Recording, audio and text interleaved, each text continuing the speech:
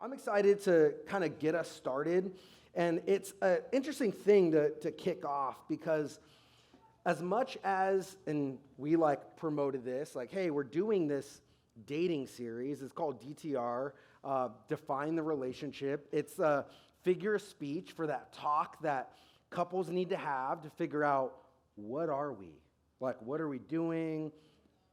Are we friends? Are we something else? And we'll get into all that. But starting tonight, I want to talk about the friend zone. Now, when I say the friend zone, what comes to mind often are a series of memes and just jokes that we tell people. Because in general, when we talk about the friend zone, we're talking about this negative space that you don't want to be in. To be friend zoned in our culture typically means I like someone, but they don't really like me. I'm just their friend. And so I'm stuck in this friend zone. I want to talk about the friend zone actually being a good thing. Having a space with boundaries where we as guys and girls are friends and navigate friendship, that's a good thing. Now, there are all kinds of ways that we can mess that up. Some of you guys understand that, have seen it. So the next 3 weeks, yes, we're focusing on relationships, but it's so much more than just relationships. My ultimate concern is not, I want you guys to have some really practical dating tips. That's not my ultimate concern. My ultimate concern as a pastor over the high school ministry is I want you guys to learn what a life with God is about. I want you to learn how to honor God in every part of your life. And the truth is that for most of you, marriage is going to comprise a big part of that life. And the way that you honor God for the rest of your life is going to be in the context of marriage. For most of you, not everybody is going to get married. Not everybody has to get married. That's okay. But for most of us, that is how it's going to work. And the practical way that that's going to happen is that you're going to end up dating someone before you marry them. And so that's why when we're talking about this dating series, it's not just hey, let me throw out some tips, have fun. It's because this is a real practical part of the outworking of what does it look like to honor God with my life. And while we're not going to, right now, we're obviously not at a place where we're going to talk necessarily about godly marriages. There's times that comes up. There's appropriate places for that conversation. As you guys move into the college ministry, we have a phenomenal college ministry here called Common Ground. They actually meet in this room on Tuesdays. They will get into more of that. We have a lot of great resources for that. But where you're going to start out being a freshman, sophomore, junior, senior, where most of that is going to start out is in the friendship zone.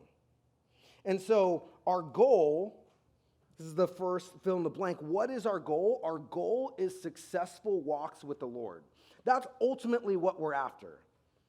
I'm not trying to get you to here's how you get the cutest girl or the cutest guy. What I want you to do is I want you to live more successfully for Jesus. Our aim should be, God, how can I bring you glory? How can I live my life in a way that honors you, that pleases you, that furthers your kingdom?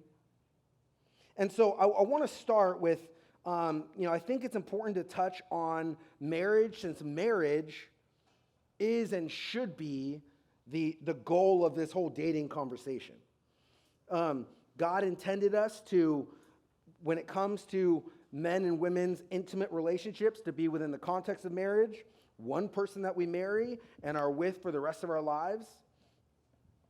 And so it's important to know, okay, cool, that's what we're heading towards. That's God's plan. So we have some goals, though, in terms of our relationships. We want them to be successful, all of our relationships. So yes, we are talking about marriage. But first, we just want, in general, successful friendships. We're going to talk about that. Tonight, we're going to focus on that. But for the next few weeks, we're going to expand that a little bit. Successful friendships. Friendship, two people who share mutual admiration and loyalty to each other. Two people who have each other's interests in mind. It's important before I talk about anything else to understand, cool, that's the foundation of friendship. Me and someone else actually caring about each other's lives. Now, there's a reason why Christian friendship is something that is unique, something that goes deeper. There's a kind of fellowship and unity you can have in a friendship with another Christian that you can't have with a non-believer. And I've experienced this. I've had people that I spent my entire life with who I felt like knew me better than anybody else and who weren't Christians. And I made friends who were believers. And the depth of our relationship, sometimes, and honestly, in some cases, overnight with a believer was a different kind of depth and intimacy than I ever experienced with some of my other friends who knew me my entire life. Because to care about someone, like, that's cool. And I had friends who were like, we got each other's backs. We'll help each other out. Like, we are nice to each other, whatever, which for guys is a really big deal. But if they can't care about the most important part of my life, my soul, my relationship with God, if they don't have any concern for that, they're limited in the extent at which they can actually care about me. The depth of our friendship is cut off at a certain level. In 1 Samuel 18, we're given this example of King Saul. He had a son named Jonathan, and David, who would later be king. Saul, for a while, hated David, was trying to kill him. But his son Jonathan, it said, loved David as himself. They had a covenant, a kind of friendship that was not like sexual or weird, whatever. They cared about each other in a way that Jonathan, even though he was the rightful heir to the kingdom, was like, oh, I have my friend David's back.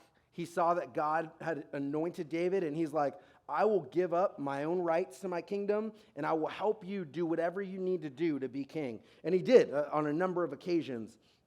It's this insane example of this preference of friendship, the love and care that a friendship is. And I would say this as we get into this dating series. If you don't know what it means to be a good friend to somebody, you should not be anybody's boyfriend or girlfriend, just period. If you don't know how to be a good friend to people, you are not ready to be in any other kind of relationship. So, successful friendships is our first thing. Second, our goal is successful dating relationships.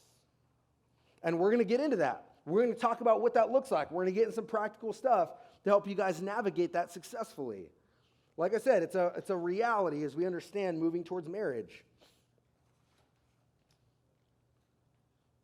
And then third, sorry, I'm behind here.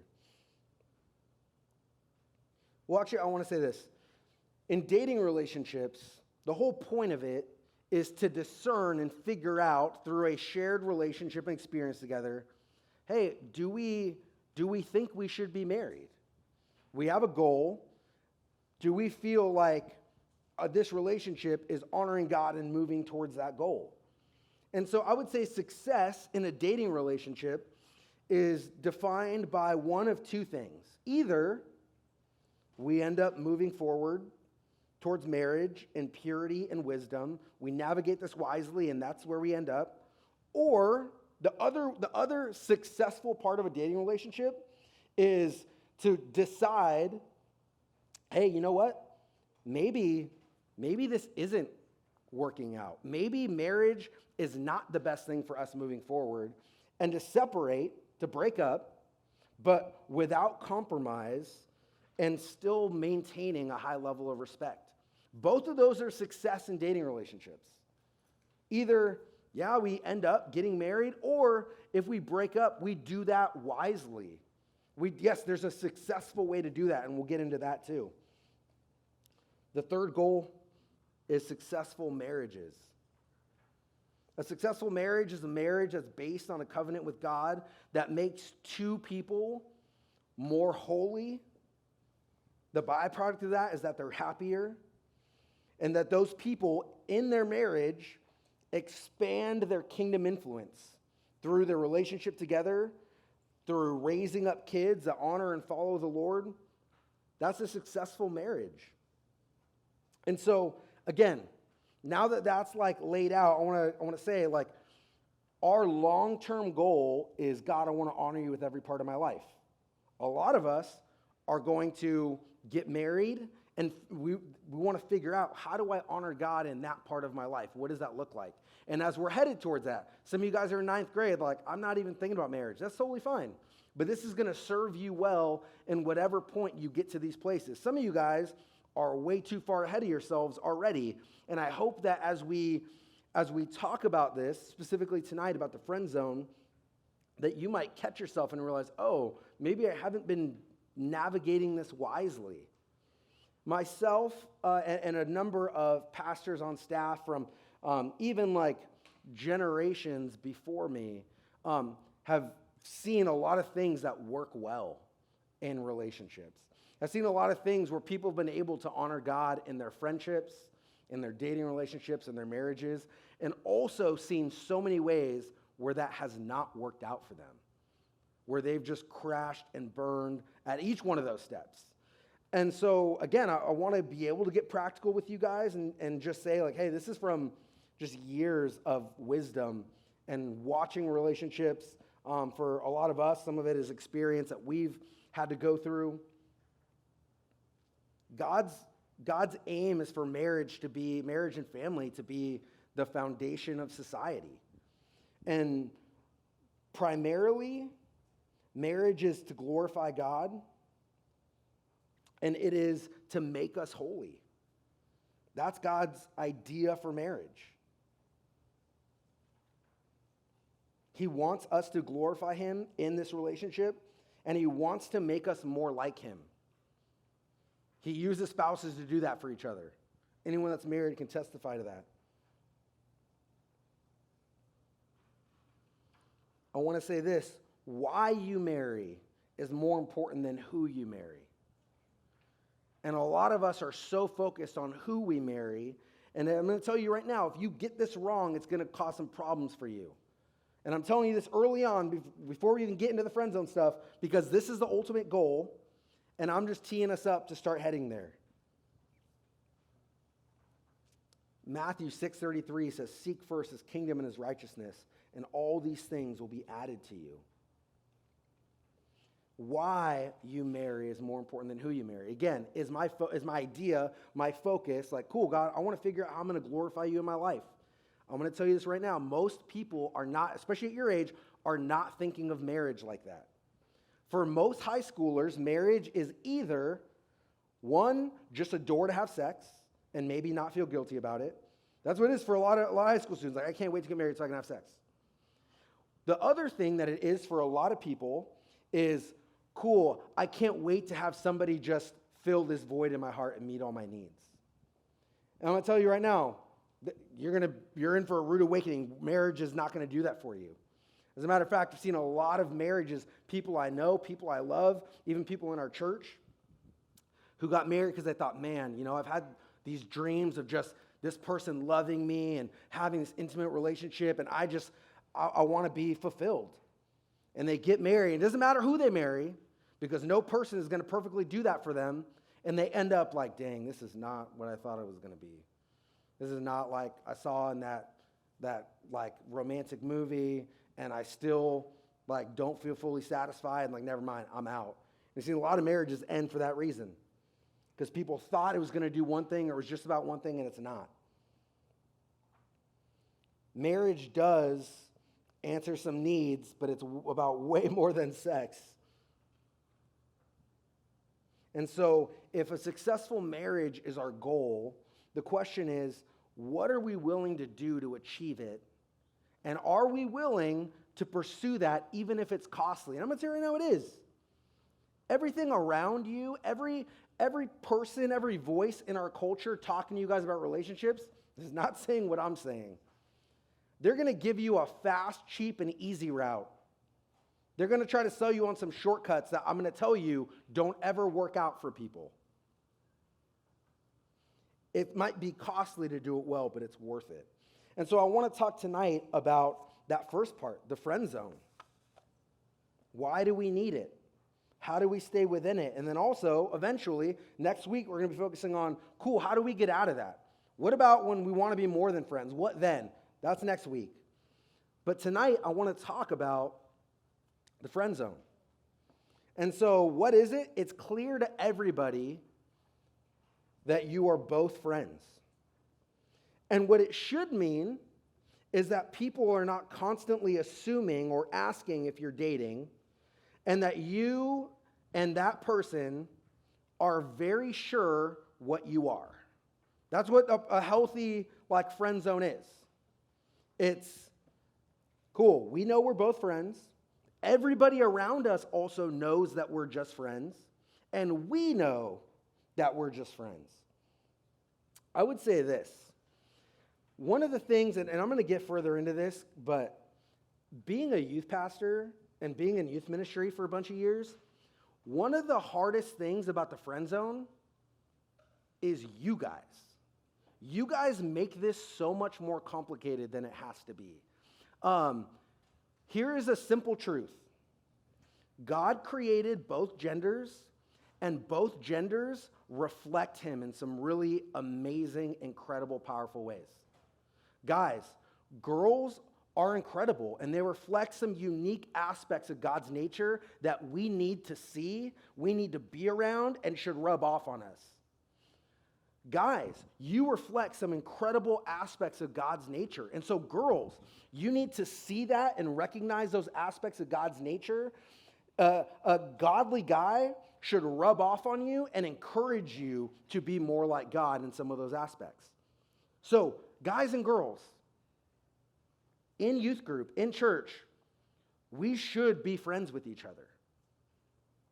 There's a reason why as you guys come into high school, we don't separate the girls on one side, the guys on the other. Healthy friendships are a good thing. But we have really, really complicated that. And a lot of you guys know it. Why do we need the friend zone? And why do we need to define it?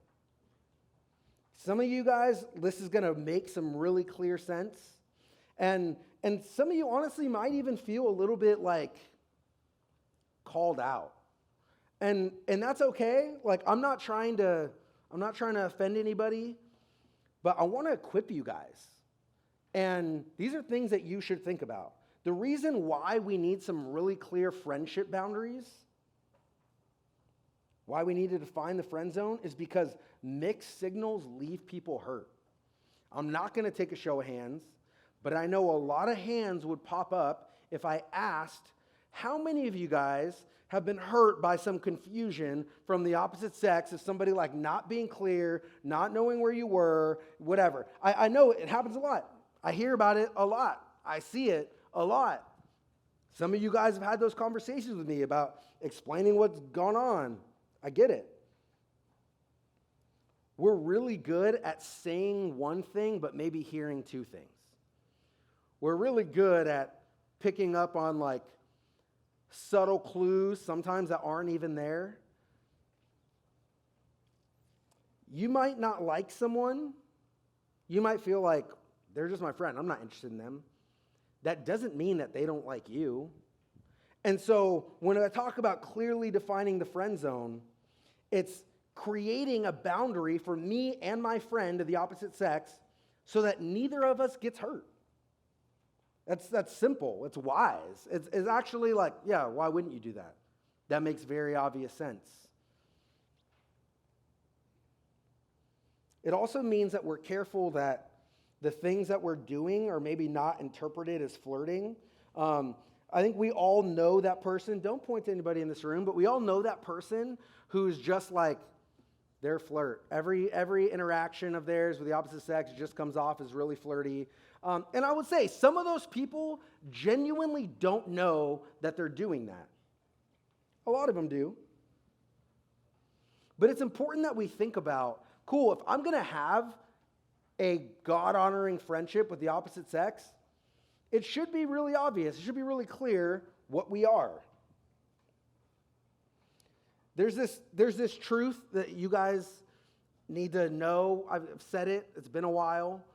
And some of you won't agree with it. But I'm going to tell you, many, many years of doing this prove you wrong.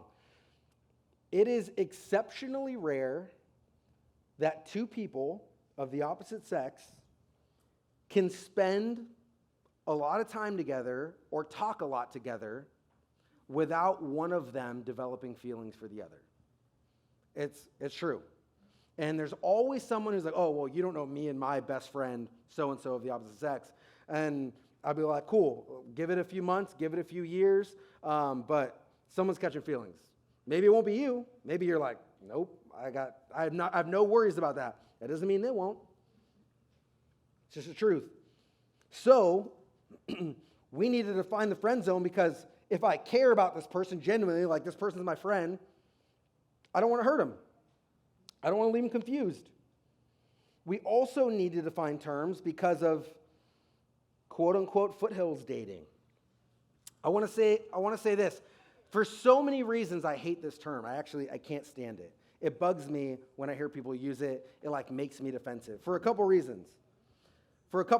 One, because that is not a uniquely Foothills thing.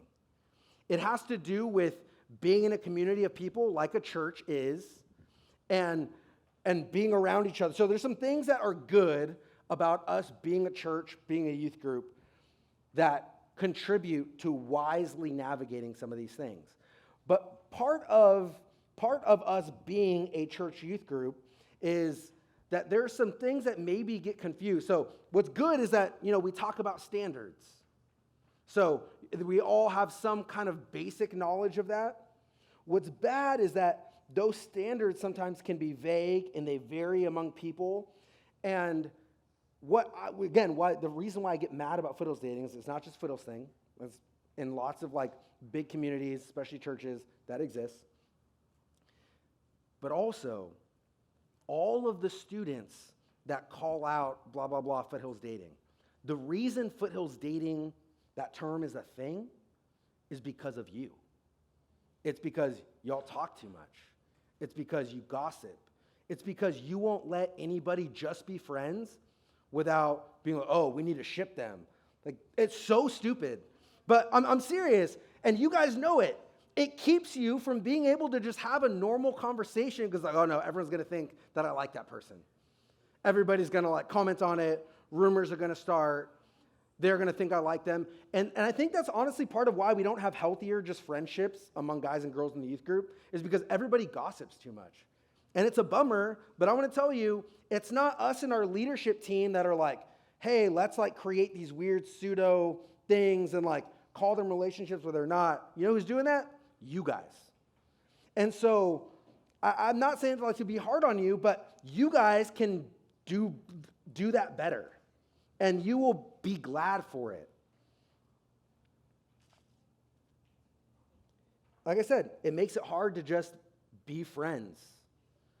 But some of it is because, next week, we're going to get into how do we actually move into a relationship, if that's where we're trying to go. We're going to talk about, when should you do that? When is it wise to do that? How do you practically do that? Some of these, when people call Foothills dating, some of it is because nobody ever stepped up to actually define it being something else, but it's clear to everybody that you're more than friends. And so for some of you, that's on you.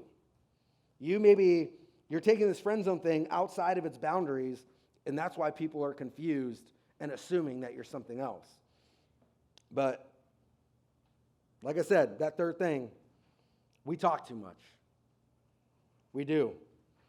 We see two people walking through the coffee bar together, and we assume it's a thing.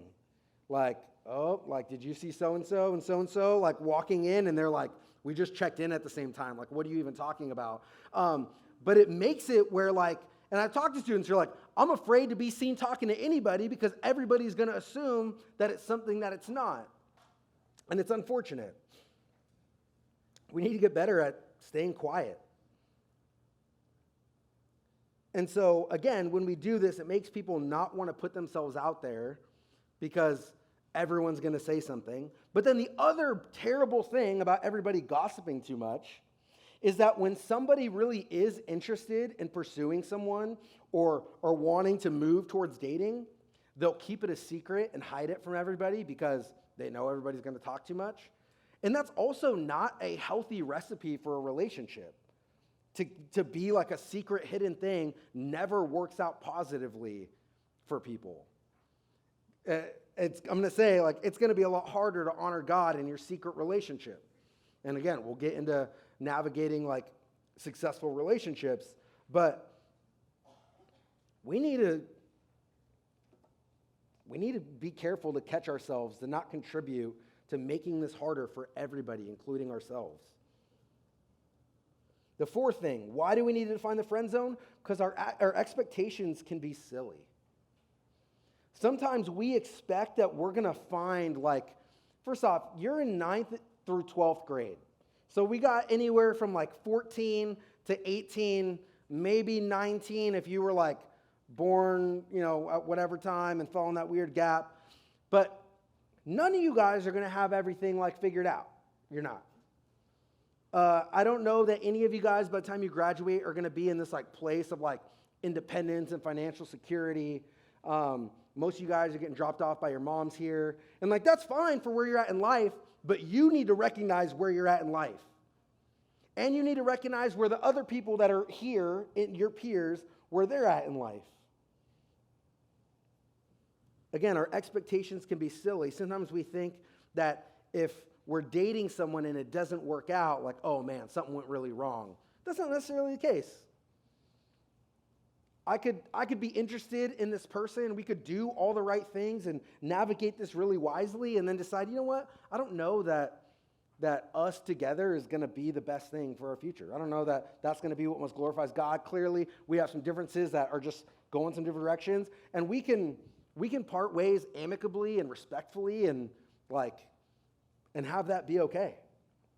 The fifth thing, why do we need to find the friend zone? We hold on to hurt. We do. Relational hurt is especially it stings. When you're younger, it stings more. I remember, I'll be vulnerable with you guys, my junior year, I was thinking about this earlier today, this girl that I was convinced I was in love with. For years, pining after her, and she had like a dirtbag boyfriend, and I was like, I got your back, I'll be good to you. And then the day that I was gonna share my heart with her, I found out she was dating my best friend. And they're married now and they have kids. That being said, I dodged a bullet because it was right after that God really began to work in my life and completely change my standards for my life and who I pursue and all that. And she was not those things.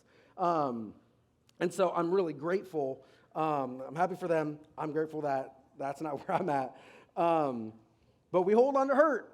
I still remember that. I remember 17-year-old John crying into my pillow, I'm never going to care about anybody again. I had my sad relationship song playlist ready to go. I was hurt. I was. It affected a lot of things after that. Here's the thing, though. This whole friend zone thing, why I bring it up, is if we guard our friendships well, fewer people are going to get hurt from miscommunication or misunderstanding.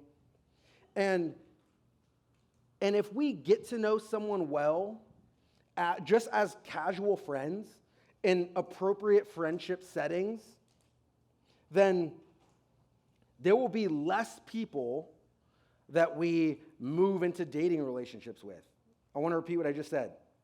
If you learn how to navigate friendship better with the opposite sex, the byproduct is that you will date less people.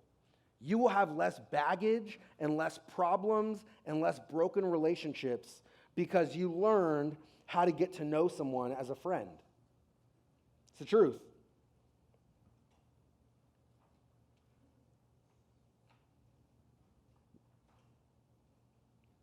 Here's something else that's important about why we need to find the friend zone, especially here.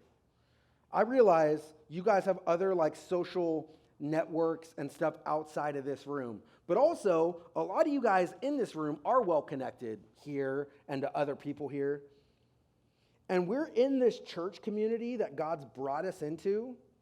And I just want to say this, it's not an option to cut ties and leave when there's some like miscommunication with someone. Or even, God forbid, a breakup with someone. It's not an option. Like, God's called us to be a spiritual family. And so even if with me and whoever, like, it doesn't work out, we're friends, and whether we moved on to something else or not, like, I can't just cut ties and be like, cool, let me just go find a different spiritual family. God's brought me here. God's called me to invest here and be connected to these people. God has people He wants to pour into me. God wants to use me in this church and you. And so we still need to love and be kind to each other. So again, if we navigate friendships and even dating relationships carefully, it's going to avoid excess damage and fallout and things in our community. That's true of any community you're in. At your school, I know lots of students who are like the pariah, the like outcast at their school because of how things went down with some girl or some guy. And that sucks. I think we've had students who have felt like that here because they didn't do this well. So what are the friend zone lines that need to be drawn between guys and girls? So to stay friends, to be friends well as guys and girls, we need to watch, one, how much time we spend together. That's really obvious. All these things, I'm talking about guy-girl relationships. Obviously, friendships of the same sex, so if you're a girl, friendships with girls, if you're a guy, friendships with guys, are deeper, and some of these do not apply in the same way. If you struggle with same-sex attraction, that might be a little bit more difficult, and there might be things that like you want to talk to a leader or a mentor to find out, cool, how do I navigate this wisely? But God created us to have deep friendships. You guys are social and relational and emotional beings. God made you like that. Why? Because of all the other people here that God wants to connect you to. God has love and support and help and strength for you through friendships. But when it comes to friendships with the opposite sex, we need to watch how much time we spend together. Why? Because the more we talk, the more intimacy is fostered between us. The more we talk, the closer I feel to you. The closer I feel to you, the closer I'm going to want to be to you in other ways. And the closer I am to you, the more our relationship is going to change from the friendship that it was into something else. We might be in this Foothills dating zone where we don't officially make it something else, but everyone knows it's something else. We need to watch how much time we spend together. You guys talking for hours a day, even an hour a day, that's a lot. Like in terms of our conversations with people. And people were like, oh, we're just friends, but like, we talked on the phone the entire weekend. Like, no, don't tell me you're just friends. You don't do that with any of your other friends. You don't treat your other friends like that. Let's not call you just friends for your sake. It's stuff that builds a connection deeper than just a regular friendship. It does. And you're lying to yourself if you're telling yourself that it doesn't. So how much time you guys spend together matters. Also, if this person of the opposite sex is just my friend, it's not wise for us to be hanging out alone for many reasons. But if I want to navigate this friendship wisely, I know that this one-on-one time with you is going to foster more in me than maybe it should, or in you more than it should. How much time we spend together matters. Also, what we talk about. Again, everything I'm saying in the context of, hey, girls, guys, we should have godly friendships with the opposite sex. I'm telling you that. I'm telling you, it will be helpful to you. Girls, when you have godly guy friends, it's going to help you see and know and recognize more of what you want in a guy that you want to be with, in a dating relationship and eventually in marriage. That's helpful to you. That's good. Guys, the more friends, the more godly girls that you're healthily friends with, the more characteristics you're going to see that are either desirable to you or not, the more it's going to give you an idea of the kind of girl that you want to pursue and who you want to marry. That's good for you. That gives you an advantage. But what we talk about with our friends of the opposite sex matters. Friends talk about general things, practical things, and a lot of high school guy-girl friendships, that is not the standard or boundary. As a matter of fact, one of the reasons why guys and girls, I'll just say one of them. I won't say the main reason, but I see it being a problem a lot, and a lot of you guys have shared this with me. Guys tend to seek out friends that are girls because we want someone who's sensitive and will listen to us. Guys in general, we're like tough on each other, and girls are like, oh, how are you? How can I help you? And like, that's not your role as a friend. Like, it's really not. Girls, there's something nurturing in you that wants to do that. There's also, some of you guys know, there's also something that's like manipulative, that's like, oh, I can get this guy to open up to me. And I know y'all know what you're doing sometimes.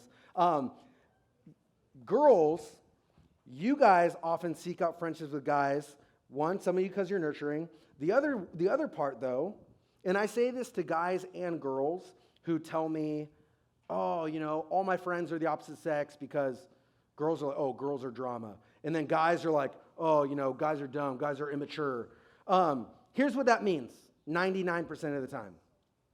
You are not mature enough to work through relationships to invest in deep friendships with the same sex. To dismiss every single guy as too immature to be your friend means you haven't actually done the work to try to build healthy guy friendships. And you're scared, and it's easier to run to a girl. Girls, when you tell me all girls are drama and that's why all your friends are guys, most of the time, and I'm not trying to beat you down. I want you to recognize this and think wisely about how you go about this. Most of the time is like, well, I have issues and I don't want to work them out with girls. And so if I just go over here, I don't have to. I can just ignore it. And it's good to work through the things that we need to work through. Friendships sharpen and cultivate things in us that are going to be helpful long term. It'll be helpful in friendships. It'll be helpful in a dating relationship. It'll be helpful in marriage. Don't run from those things. Girls, you need good girlfriends. Guys, you need good guy friends. But together, guys and girls, we need to watch what we talk about.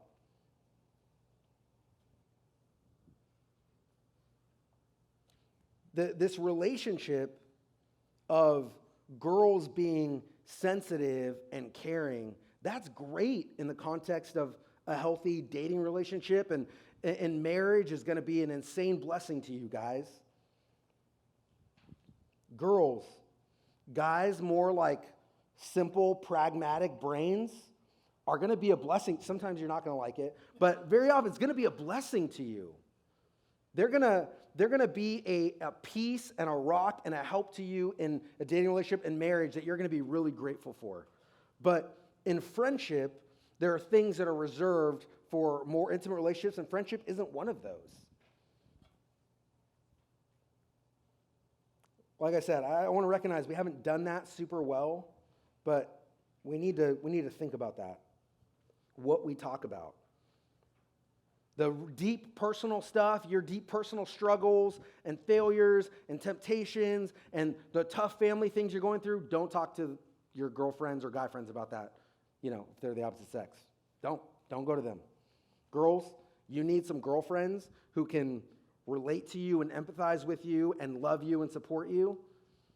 Guys, you need some guys that have your back and can be a support and help and encouragement to you.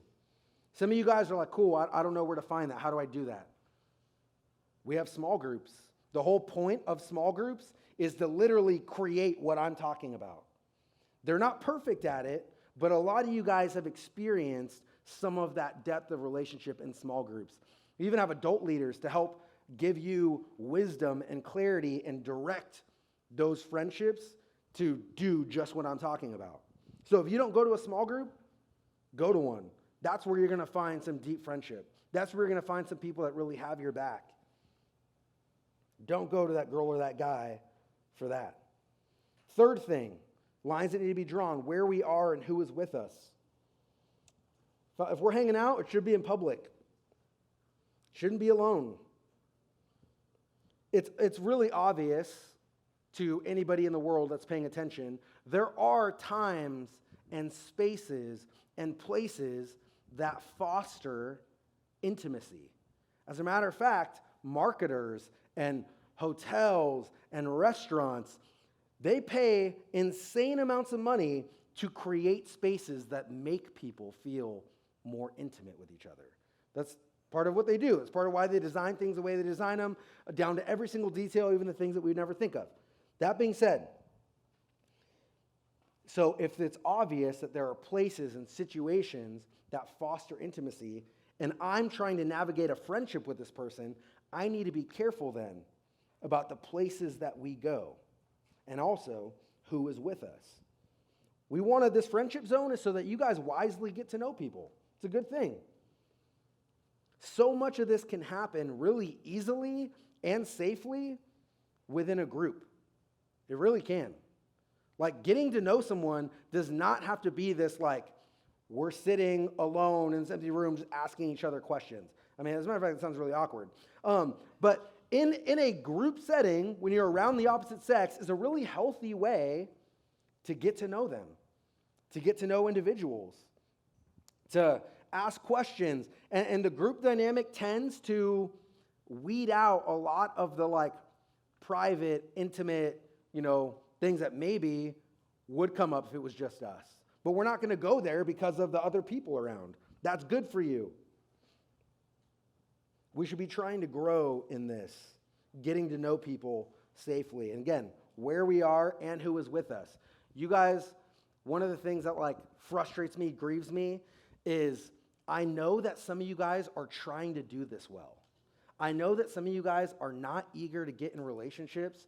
You're not, like, and as you move towards those things, you're trying to move slowly and wisely, and it grieves me that you guys hang out with people who are like, bro, go talk to her, go get her number, hey, like, go whatever, go hold his hand, like, go sit with him, blah, blah, blah. You guys, your hormones are going to do all the work and then some. You don't need to help people move forward in relationships. You don't. Like, you're all going to be okay without pushing each other to move forward. And friendships, relationships, whatever. Like, it's going to naturally happen. We need people that are going to help slow us down. We need people that are going to help, like, check us and be wise. And that's where it goes, going back to, like, you need good friends. You need some friends who are, like, wise and will tell you the truth. And if those friends are in that group, that's even better, because then they'll check you when you're being an idiot.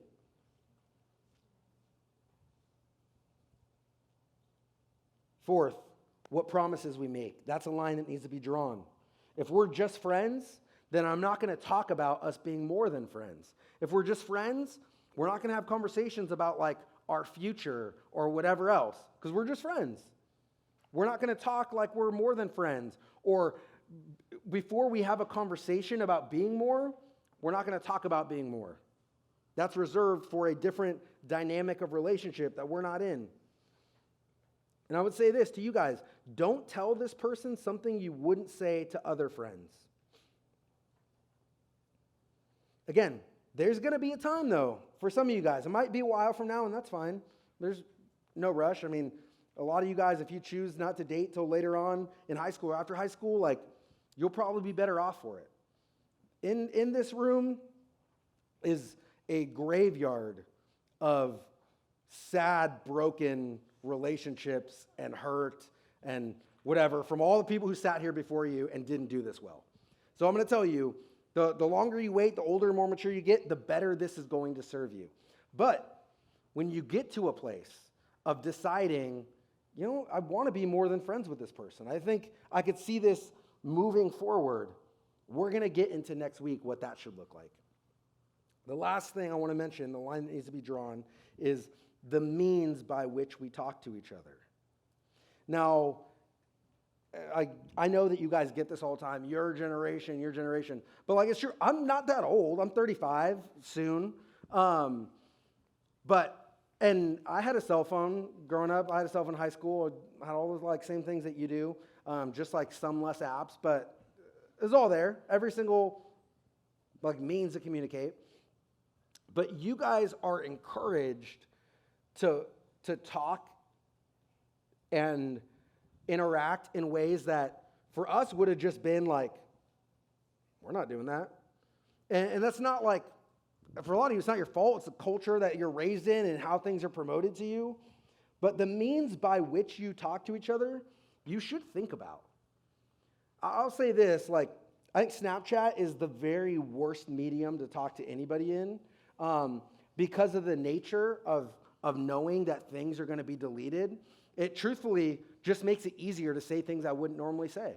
It makes it easier to maybe send things you wouldn't normally send. It makes it easier to like have these conversations that in another form you might be really worried about someone seeing, and that accountability might be enough for you. I hope that a lot of you guys have parents who are like on top of what's on your phones, but I know a lot of you don't. That being said, though, the means by which you talk to each other matters.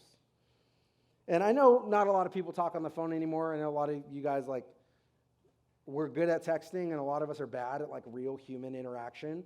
But even talking on the phone, I would say, like, that's like a private, intimate conversation that's like, it's just you and me, that a lot of times gets people into trouble.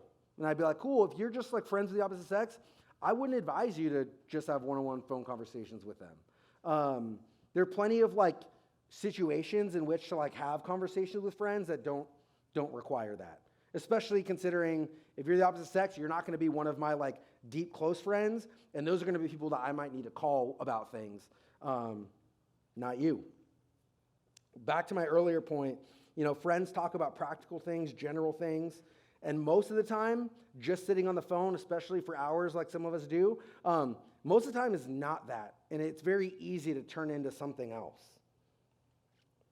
I would also say, like, when we talk and where we talk weirdly influences that too. And I know, because I've been someone who have done all these things wrong. I went through most of high school never having even heard any of these things. So my move was like late night convos when I'm laying in bed talking to whoever like in the middle of the night. Now I'm going to tell you that typically does not work well. You're not going to be able to wisely navigate a relationship with someone that way because it fosters intimacy that's way beyond typical friendship. And I'm going to say this, if you like this person, let's say this person, they're your friend, or you're trying to get them to be your friend because you're interested in them, all those standards should still be the same. If you're just trying to get to know someone, even if you like them, all those standards are wise standards to have. And you're not going to be crippled. God, following these standards does not mean that you're never going to date anybody again, that you're going to die alone. What it means is you're going to move forward more carefully, you're going to have some more wisdom, and you're going to make way less mistakes than you see your peers making. And by the time you guys graduate, some of you seniors can already attest to this, you're going to have friends that just have a trail of bodies behind them, of relationships that have hurt them, not worked out, created problems, left them with baggage. And it gets worse, honestly, as you get older. I'm trying to protect you and equip you guys to do this well. If you do these things, if you have all these boundaries, there's a chance that that friend of the opposite sex might still like you. I'm not saying this is going to keep anybody from catching feelings, because, we're emotional. We catch feelings. But at least you will know that you didn't do anything to actively lead them on. And you're not going to have contributed in any way to them getting hurt. You're going to be able to say, no, I did this wisely. And it will make it easier for them as well. I know that some of you guys, closing up, I know some of you guys are going to feel like everything I said was really like legalistic and just some unrealistic standards for your life. Most of you who feel that way are because you have had little to no boundaries and you're already far beyond this. And the truth is, a lot of you guys have already experienced consequences of not doing this well. A lot of you guys have already had friendships get ruined, relationship troubles that have created like baggage and hurt. And I'm going to tell you, like, that's just the byproduct of not doing this well. That I hope to spare you guys from. And so these things, these principles work for anybody. Even if you've already like, oh, I've never did that with any of my friends. We broke every one of those rules every time. It's cool. You can start now acting wisely in your friendships with the opposite sex. If you've already been careful in these areas, cool. Here's just some additional wisdom and boundaries to practice. It's going to serve you well. It's going to help you be above reproach. It doesn't mean that you can't be warm towards another person. I know that the question that often comes up is, man, but what if my friend really needs me? Girls, you cannot and should not be the like savior, best friend, whatever to that dude. You can't. You shouldn't. Guys, you cannot and should not be the like crying shoulder for that girl. You can't, you shouldn't, don't do it. If you want to be a good friend and you genuinely care about that person, what you should do is let them know in that moment, because I get it. And I've been in that situation where someone wants to reach out and they're clearly trying to like lean on my shoulder, but we're just friends. And I know this isn't a conversation we should be having. That's a conversation that you should be having with someone else. In care for them, I'd be like, hey, like, I'm really sorry it's going on. Like, I feel for you, but here's who you really should be talking to. And I'm going to direct them to, some of their girlfriends who hopefully know the Lord and have some wisdom, or a mentor or leader or their parents. Because I know, hey, I'm not the one. I'm not the one to help you with that.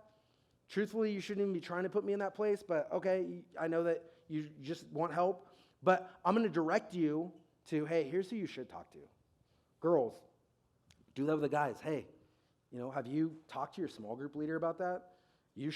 That's who you should talk to. Like, sorry, I can't talk to you about that. But here's someone that you should talk to. If I care about them, I know that's going to be the best thing for them. Not me just being like, oh, man, I can't believe that. I'm so sorry. How do you feel? Blah, blah, blah. That is going to foster this like intimacy between us that didn't need to be there.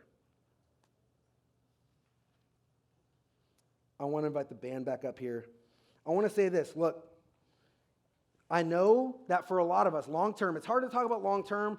Some of you guys are in 9th grade. It's hard to even think about like this far in your life. Some of you that are seniors, this might resonate a little bit more.